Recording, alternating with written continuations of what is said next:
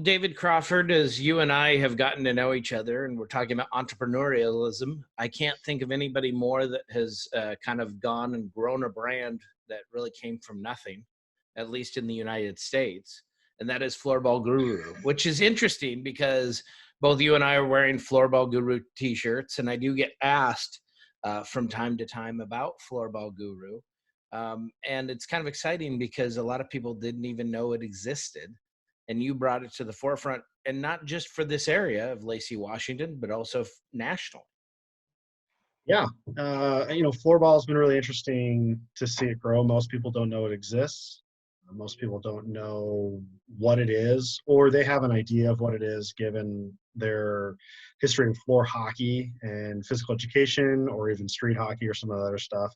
So you get a mix of people that immediately dismiss it or people that are intrigued. And I think those that once they figured out what this really is start to really get involved and get engaged with it, and we're seeing some more involvement across the board, and really across the world in the growth of the sport. And I'm just trying to be one of those people and try to be at the forefront of that education and that knowledge and training, and doing whatever I can to get people excited about it and ultimately playing it.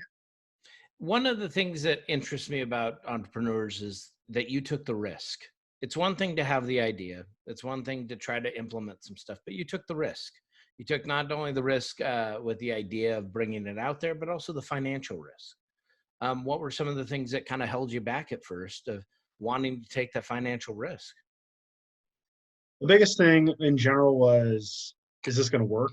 And right now I still have no idea if it's going to work, but I think it was more about just being willing and open to try.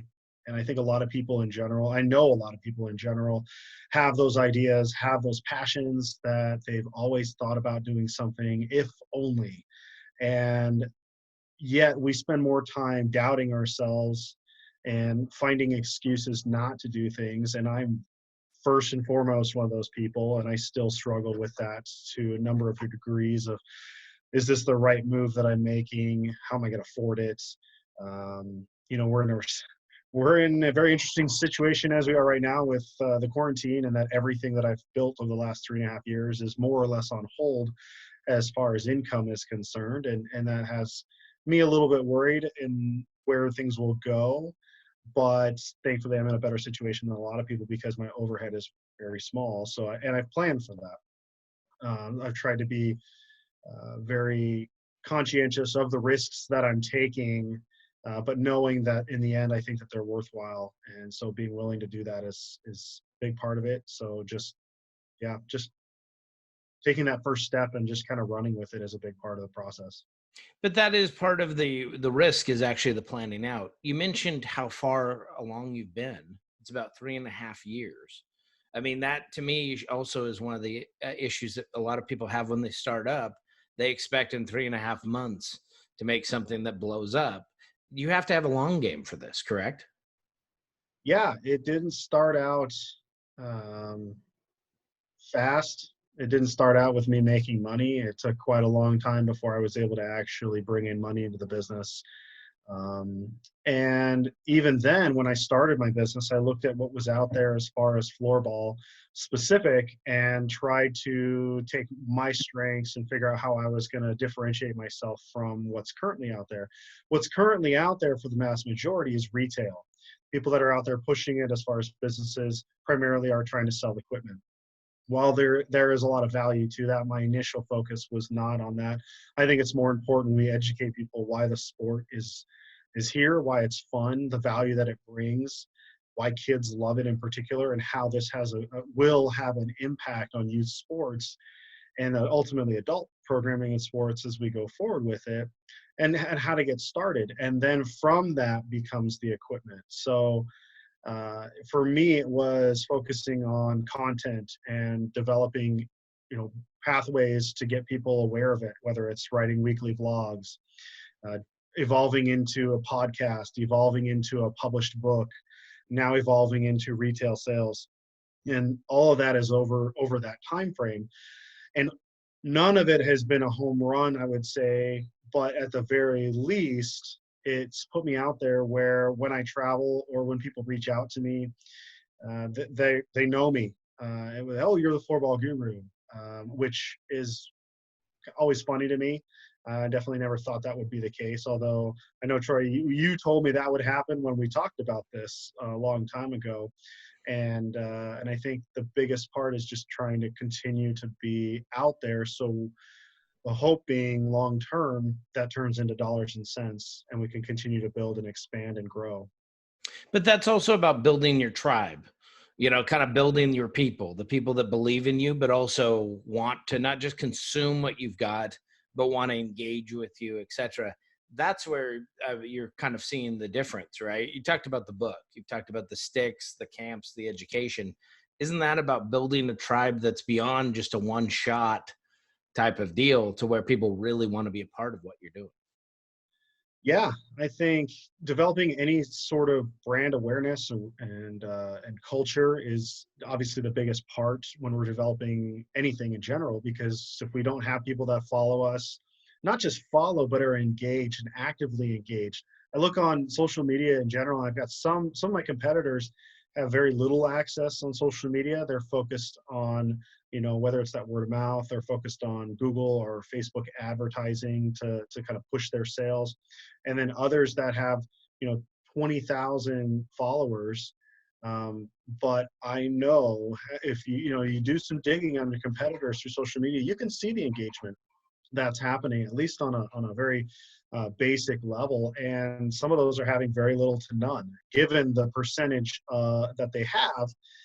So frankly, for me, I think the key is getting those people that are really passionate about it, because that's where they're gonna take off, and they're gonna really push and sell the brand and the sport, whatever you're trying to do. So it becomes less about me saying this sport, this program, this business venture, whatever it is important and valuable. It becomes more about other people saying it. And when you have more people out there with their voice telling other people why they should go to you, business will last in the long term. And the goal is then becomes evolving, expanding, and maintaining that as well. The other thing that comes out of this is that you were originally writing for some of your competitors. You were producing content for them. And you actually had a bit of a peer pressure from some of them about the idea of leaving and starting your own brand. How do you do that with respect to what somebody else had, but at the same time kind of growing into your own? Yeah, that was a big internal struggle that I had. It was just I was working with another business that's not really, from what I can tell, they're not in business anymore. This was a friend that I had met. We had formed what I thought was a very solid relationship. And I'm somebody that, when I've bought into something, I've bought in, and I will do what's needed, and I will happily volunteer and give my support and creativity and do all these other things. And there came a time when I realized I was doing more for this than for me. And not that I want to have all the recognition or any of that other stuff, but I wanted my voice to be out there to say I've got something valuable to bring.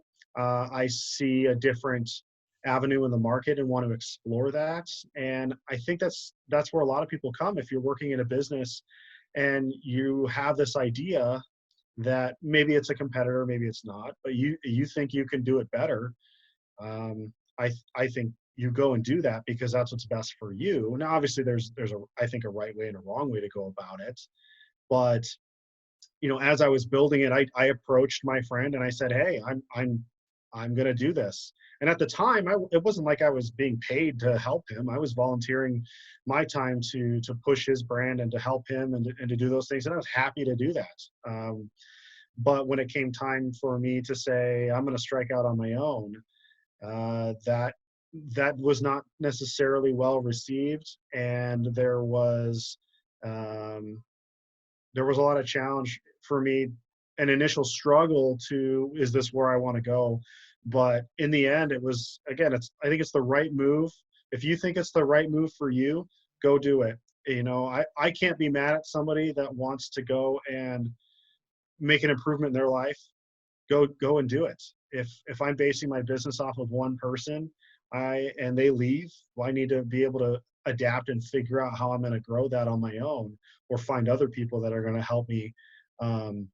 But I think a lot of it is you just have to look at yourself and what's going to be best for you. And if somebody can't be okay with that, they can't be okay with that. If you lose a friend or a colleague over that, then that happens. I can't control how somebody else feels in that same instance. But again, I think the focus is I'm trying to do something that I think is in the best interest in the way that I'm going to do it, and that's the way I'm going to go for it. And then this also comes into one of the other things about keeping your regular job. A lot of people instantly try to run out and, now they're just going to do this alone. It really needs some TLC, and that TLC may be years. You've kept your job at St. Martin's University. You're the recreation director. Your wife has kept her job as a teacher. Nobody's left any of that income or that work. They've just added work to be able to build this brand. Is that in a way probably the safest move that you can make to keep your job, to be able to do it right? That's how I would do it. I mean, I think everyone's situation is going to be a little bit different. Maybe if you've got investors, or if you've got money that's coming in and you feel confident in order to do that. I think, again, it just depends on the market, what product you're doing, and what you're willing to give up. If you're willing to give up, you know, car payments and certain lifestyle because you want to stretch out and you want to do your business full time and you want to eke it out and really make it on your own, by all means do that. But know that you got to be willing to sacrifice a lot of different things. If you're able to have a full-time job and balance a side gig or another business as you're developing it, by all means do so. It comes with a lot of awareness about the importance of the amount of work that you're going to put in to make sure that you're focusing on your job and making sure that you are still bringing value and quality work to your day job, but then also utilizing that time whenever you can to promote and grow your business. And if you're able to do both and represent both at the same time and make that work, great. I've tried really hard working at my day job at the university to make sure that those lines don't cross. I'm thankful to have support for what I'm doing, because I think I'm trying to bring value to what the university is doing and what I'm doing, but also show students as well that you can do a lot of different things. You don't have to be locked into one thing as far as a career or business or this or that. You can dabble here and there and try different things. And I mean, I don't have to tell you that, Troy. You do about 10, 15 different things every time we talk. What's new? And I think there's a lot of value to that, because look at our current situation, where if you have a brick and mortar and you're not doing anything else, you're struggling, and there's a really high chance you're not going to make it out of that. I hate to say that, but that's just a really, really high percentage of businesses are not going to make it out of this for a number of reasons. And it's not because they couldn't. It's just where the current standing is, and there's a lot of different factors to that. But if you are somebody that has this and that here going on, and you're not necessarily reliant on a bunch of different employees, you just pivot. Okay, this one's not working, we'll pivot over here or here or here or whatever it is. So again, the key is just utilizing the time that you have throughout the day, being able to just put in the work, be consistent on that work, and then just get it done in whatever fashion you can. Well, I'm a firm believer in multiple revenue streams. I mean, if you can form multiple revenue streams, which you have through the sticks, through the books, you can't use the camps right now, but if you look at it, there's different things. It's not just selling one thing. And that's something you've learned over time. That's not just with Floorball Guru, but you've actually had quite a few other jobs, which created multiple revenue streams. You were part of a soccer camp franchise business. You were part of a marina concessions, referee camps, and then recreation in general. Those all kind of helped you cut your teeth. It wasn't just like you just started Floorball Guru tomorrow with nothing. Do you think that's some of the backbone that a lot of people miss when they try to start their own business, of not having those things to complement what they're doing? Yeah, I think for everybody, it's, everyone learns different. I'm not saying that everybody needs to go to college to get that degree, and that having a college degree is what's going to make you successful over somebody else. I think a lot of people just have good, smart sense, are willing to learn, are willing to utilize the resources, especially in today's age where you can just go online and find a YouTube video and follow somebody, read a book, this or that, and learn what you need to do. I'm thankful that I have had a lot of different jobs. They've all been similar in nature to some degree, but they've varied from retail, business operations management, personnel, sports and youth sports and outdoor recreation, and kind of a mix of things. And so having that background doesn't hurt at all. Being willing to go out and try something for a couple years and then pivot, say, I don't want to do this anymore. I want to try this. I think specifically when you're younger, we're not telling people to do that. We're saying, oh, if you job hop, that's a bad thing. I don't necessarily agree with that. I think if you're actively looking for how you can make improvements and learn and grow, that's going to bring value in general. But for me, being able to say, with the experiences that I have when I started this business, I knew exactly where I wanted to go with it. I knew exactly what my approach was going to be, how I was going to carry that out, the contacts that I had in order to do that, and to be able to kind of walk that line to get going. The first part when I started, doing income was teaching classes. And so when I had an opportunity to be able to teach the floorball classes, which I wasn't able to do because of my previous job, it was a bit of a conflict of interest. So when I started to do that, I knew exactly the approach I wanted to do, how I wanted to do it, and then make that happen. And I've been able to grow that to the point where we were just starting to hit our peak, our highest numbers in our classes, and then we had to cancel because of everything that's going on in the world. So it gives me a lot of encouragement that I was on the right path to that. But needless to say, I've had to learn a lot and struggle a lot to fill in gaps I didn't know, willing to ask questions and to seek out answers, and to know that I don't have all the answers and I'm going to make mistakes, and I have made mistakes and all that other stuff. So. Well, the idea that you're not going to make mistakes or somehow it's just going to be perfect, I would actually be worried if you actually had something where you didn't make mistakes, because that would mean that essentially the biggest mistake was that you're not learning from that experience and you're not failing at a certain degree. One of the things that you've also done is traveled around, spoken at different conferences, done different things along those lines, really gotten out there to where you get feedback from your customers or people that didn't know anything about it, about floorball, about what you should possibly be selling. How do you intake that advice, and how do you kind of segregate what the signal from the noise is? Yeah, I think you have to get out there, and you have to get out there for one thing. If you're not, people don't have a chance to figure out who you are, what you're doing. But if you're trying to figure out how do I approach a market, you've got to have something to give you at least a direction of where you want to go, or at least a guidance to how you're going to get there. And so for me, going out and speaking at conferences, and I was very fortunate and thankful to have those opportunities to do this so nationally, especially a couple different national conferences, to go and speak and talk and hear and engage with people about what's going on, but also to have a pulse on the market so that I can, take assumptions that I've maybe had in the past and reframe them in a way that's going to fit. One of the assumptions in particular a lot of people have is floorball. It looks great. Let's get it into schools. Well, there's a couple different challenges to that. So it's not just let's get it into schools. It's how do we get it into schools in the right way that's going to make it attractive for them to want to spend those limited resources in their physical education departments to do this. But also, do we have the resources to back that up in the community to take those kids that are now finding this new sport, hopefully enjoying it, and then giving them a place to expand and grow.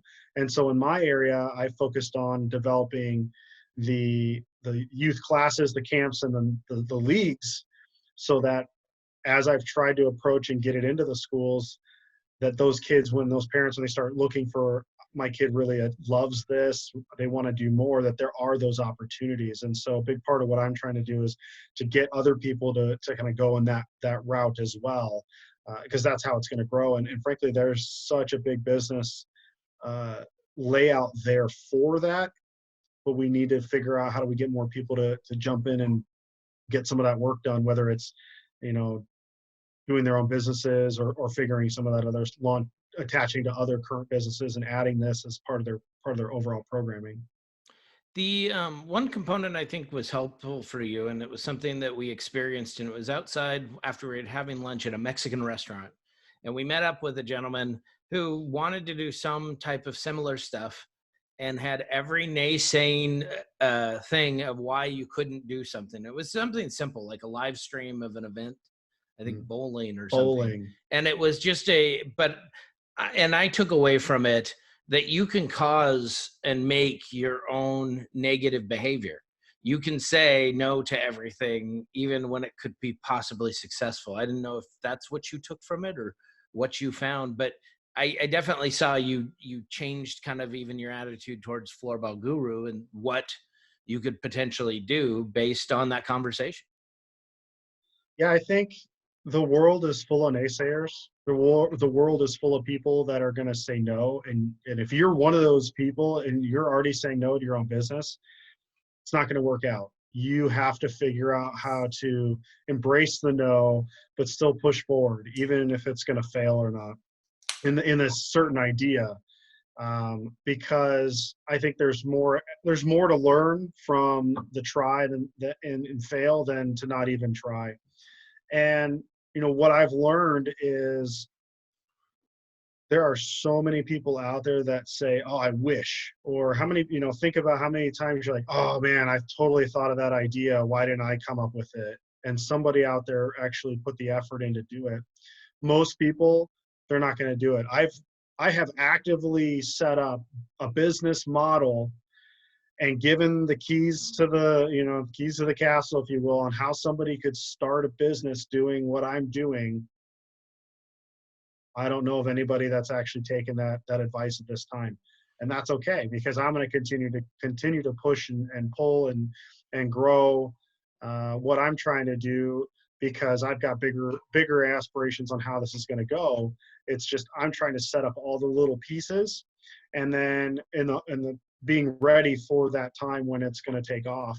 And I think that's the biggest part is a lot of it is setting up and being ready for that next level, whatever that next level is. If it's somebody that says, I'm going to come in and I want to buy out Floorball Guru, or I want to partner with Floorball Guru, how are we going to do this? How are we going to X, Y, and Z? And so I have tried to be strategic in that process, knowing that the vast majority of people that may see the sport um, maybe as an opportunity, but aren't willing or don't want to, for whatever reason, put in that effort. So I guess the biggest thing I can say is just if you're thinking of doing something, figure it out. It doesn't have to necessarily look flashy or be amazing right out of the gate, but a lot of it's just getting the work done and going forward.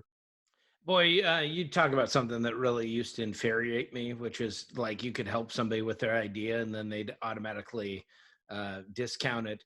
Have come to the conclusion that if people want to do things, usually they're not asking for permission or for even help a lot of times. They're just going to do it. And then they're going to try to, get your help after a certain point. But a lot of people want a risk-free environment that's not going to exist. And risk to me, especially in business, is part of the fun. I don't know, like I don't know why anybody would want to be part of a business that they didn't want to risk and they didn't want to have the idea it might fail because isn't that the exact reason you get into it is a little bit of fun. It kind of makes you go, oh, if I don't do something, it's not going to turn out okay. Yeah, I think if it doesn't scare you, what's the point? I mean, take the vast majority of everything in our lives, and when do we really stretch and we learn and we grow? It's when we're scared. Now, there's nothing to say that next year or 6 months, 5 years, 10 years, the Floorball Guru fails and it has to go under. And I, take those lessons and that moves me on to something bigger and better. Who knows? I think we're just kind of figuring a lot of this stuff out and following a path. And um, I think that's the biggest thing is, I it's pretty nerve wracking when I was like, I'm going to write a book. I've never written a book before. I've never published a book. I wouldn't necessarily say I'm an amazing writer, but I figured out the process. I was thankful to have you and some other people around me to help support me in the process. But I had to put in the work. Nobody did it for me. And, you know, have I sold tons of books? No, not, no, it depends what's your definition of success in that at that point. Mine is, if I sold one or two and somebody found total value in that, it's good enough for me. And I would say that that's definitely happened, and even on an international scale, where people have reached out about the book and the resources and some of this other stuff, because there wasn't any available in a way that spoke to people. And so that was my goal, was doing that. The next was setting up equipment and having to reach out to a manufacturer and work through the process. And I don't know about anybody else, but when I'm making large order, or making a large amount of money, or paying a large amount of money, whatever that means for anybody, and you've never met the person you're handing that money over to, and you're hoping that that's going to show up and it's going to be quality, it's going to be your standards. That's been really, really nerve-wracking, but it's a process. It's worked out so far. I've been really pleased with it. And now it's like, okay, I've got inventory. Am I going to get rid of it? How long is it going to take me to get rid of all these things? So if you're not out there trying, you don't have the opportunity to even succeed. So you've got to take calculated risks as best as you can for your situation and push it forward. At no point am I saying anybody should, mortgage their household to do anything, but that's a decision for you. That's worked out for some, but I think you have to figure out what risks you're willing to make and then act on those. Fantastic stuff, David. Thank you very much for coming on this and, showing exactly what entrepreneurialism is, especially in the South Sound area. Thanks for having me.